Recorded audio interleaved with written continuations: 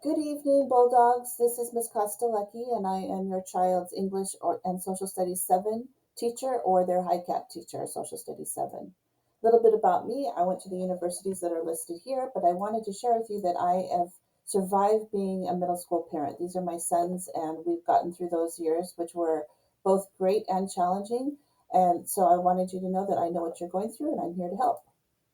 What is humanities? Humanities is a two-period block. I have most of your students for both English and social studies. When I can, I integrate them, but your students will always receive one grade for English and one grade for social studies.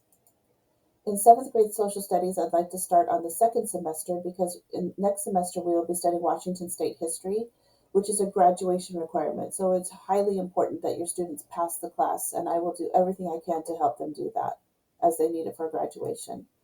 The first semester, we are studying the medieval world, and we will focus on Mesoamerica and West Africa. You may have noticed that your students are already doing a mini research on the culture of the Maya and the Aztecs. And ongoing, we'll be covering geography and current events throughout the year. In English, we have two collections that we study in our textbook. One is the theme of bold actions, and the other is the theme of guided by a cause. I will focus on citing textual evidence to support thinking, and we will be writing a narrative in persuasive form.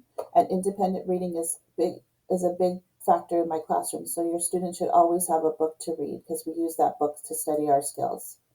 I thought you would enjoy a view of the classroom here. So here's one view, and you can see their project of All Hands In up there decorating the room.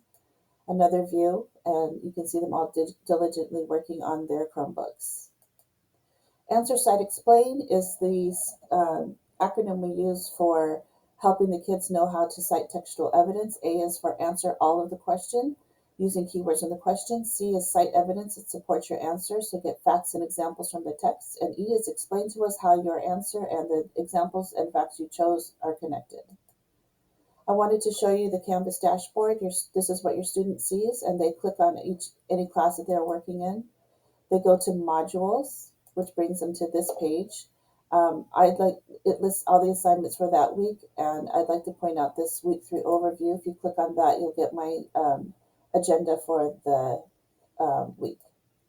Also, in my modules, you'll see this resource for you for technology support as well as Canvas and Skyward. Oh, this is what the grades page looks like.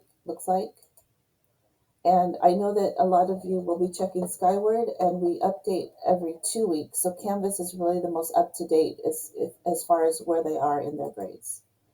So I pulled the kids to see how they are feeling about it. So you can about the class and the difficulty of it. So you see that some of them think it's challenging, but most think it's just right. Same with English. Most think it's just right. A few find it challenging, but they can manage it. Late work policy, these are weird times. So I will accept all work until the end of the quarter. I will not take points off for late work, but you need to know that you will see a 0 in the grade book if they have not turned that assignment in yet, but they can still turn it in.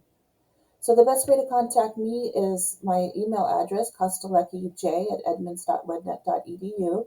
I'm great at getting right back to you, and I check my email often. It's hooked to my phone, so I'll get to you as soon as I can.